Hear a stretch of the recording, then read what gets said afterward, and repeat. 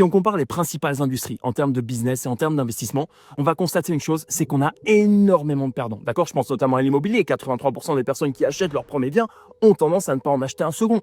97% des traders sportifs ou trading classique, ont tendance à perdre de l'argent sur le long terme. Si on regarde les cryptos, c'est encore pire et c'est un massacre. Dans cette vidéo, on va voir ce qui fait la différence entre les 97% de perdants et les 3% de personnes qui réussissent à coup sûr. Et quand je dis à coup sûr, c'est pas une formule marketing, c'est que je me base sur des milliers et des milliers d'exemples de mes élèves et de mes exemples à moi qui montrent en fait que l'échec peut être absolu et que l'échec peut être absolument facile et déterminé à l'avance. D'accord? Déjà, quand je regarde les 97% de perdants, ok, ce chiffre balancé un peu au hasard par énormément d'analystes, je vais constater que l'immense majorité n'est pas formée et ne sait pas vraiment ce qu'elle fait. Ensuite, si on retire toute cette partie, on va voir des personnes qui sont formées, qui essayent un petit peu et puis qui abandonnent rapidement. On va voir également des personnes qui arrivent, qui font un premier dépôt, qui perdent leur premier pari et qui se disent « Ok, tu sais quoi, c'est pas pour moi ». Ça nous laisse quoi en fait dans l'équation? Ça nous laisse des personnes formées qui comprennent exactement ce qu'elles font ou alors qui ont vraiment pris du temps pour se former elles-mêmes et pour comprendre exactement ce qu'elles font et qui vont surtout être quoi?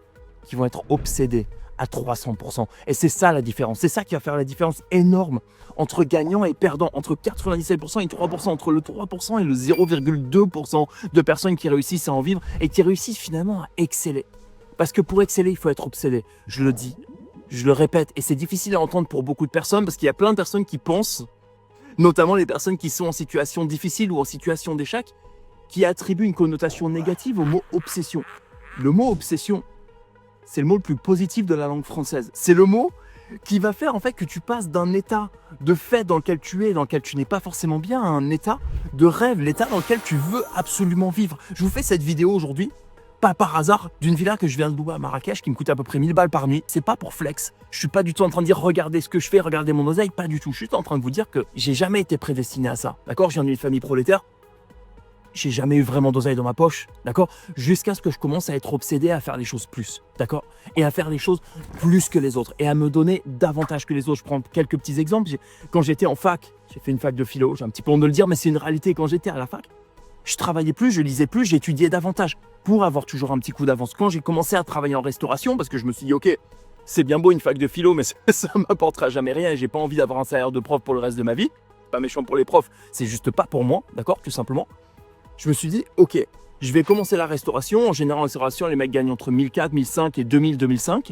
Comment est-ce que je peux faire plus? Dans quel type d'établissement est-ce que je veux travailler? Ah, d'accord, donc il y a des affaires qui payent à la commission. Comment est-ce que je peux y arriver?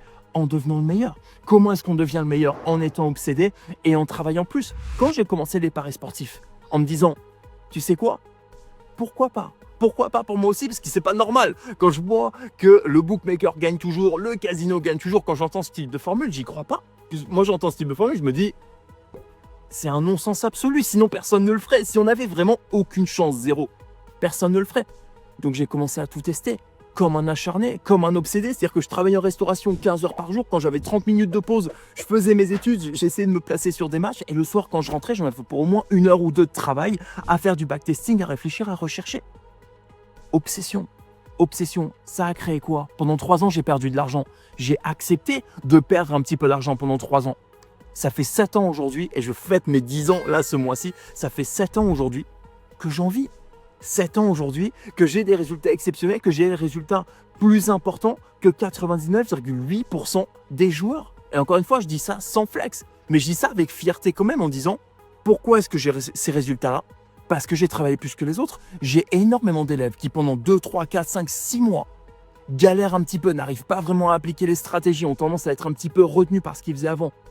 D'après vous, est-ce que ces personnes-là réussissent ou non? La plupart échouent. Pourquoi? Parce que la plupart vont se dire, ouais, tu sais quoi, ça marche pas, alors qu'ils ne se sont pas investis à 100% dans le système. Le reste va se dire quoi? Qu'est-ce que je fais mal? Et comment est-ce que je peux réussir à briser ce petit plafond de verre finalement que j'ai au-dessus de la tête et que je ne devrais pas avoir? Et elle est là la différence. Cette obsession, c'est ce qui va te faire toujours faire un petit pas en avant. On a tendance à faire un pas en avant, 2 pas en arrière, parce qu'on fait un petit pas en avant en essayant quelque chose, on se rend compte que ça marche, puis on se fait rattraper complètement et du coup les 2 pas en arrière parce qu'on faisait avant.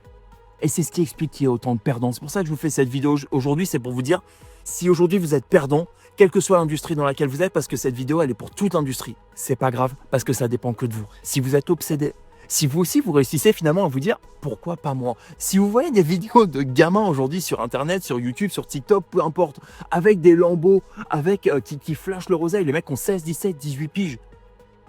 Plutôt qu'avoir la haine en regardant ça, est-ce qu'il n'y a pas moyen de se dire c'est extraordinaire en fait. Pourquoi pas moi? Et je vous garantis une chose, tous ces gamins, toutes ces personnes, ou même moi, si vous me regardez aujourd'hui et vous vous dites, j'aimerais avoir cette vie, j'aimerais avoir cette liberté, j'aimerais moi aussi pouvoir travailler 3-4 heures par semaine et pouvoir me payer tout ce que je veux et pouvoir offrir à ma famille tout ce qu'elle désire.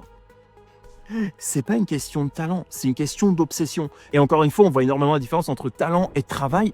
Au-delà de travail, obsession. Si vous réussissez à être obsédé, si vous réussissez dans votre travail, dans votre industrie, à vous dire, si je voulais être ce pire compétiteur pour moi, si quelqu'un arrivait aujourd'hui pour prendre mon job, quel qu'il soit, qu'est-ce que cette personne ferait pour me prendre mon job à coup sûr, pour me faire virer sous 3 semaines? Je vous garantis une chose, il arriverait plus tôt que vous, il partirait plus tôt que vous, il travaillerait plus dur, il serait plus intense, il irait chercher les meilleurs clients, il prendrait pas non pour une réponse, il accepterait pas qu'on lui dise non. Aujourd'hui, si toi aussi tu veux changer ta réalité, c'est possible. Et ce qui est beau, et c'est là-dessus que je vais vous laisser, c'est que ça dépend que de toi, que tu fasses du trading, que tu fasses du crypto, que tu fasses de l'immobilier, peu importe, que tu sois serveur. Si aujourd'hui tu veux réussir, c'est possible, ça dépend que de toi. Le talent, laisse-le de côté, les idées reçues, laisse-les de côté. Dis-toi juste une chose, c'est que si quelqu'un y arrive là où toi tu échoues, c'est bien qu'il y a quelque chose que tu fais mal. C'est là-dessus que je vous laisse, encore une fois, que vous fassiez du training sportif avec nous, que vous fassiez autre chose de votre côté. Je suis tout cœur avec vous. Plein de force.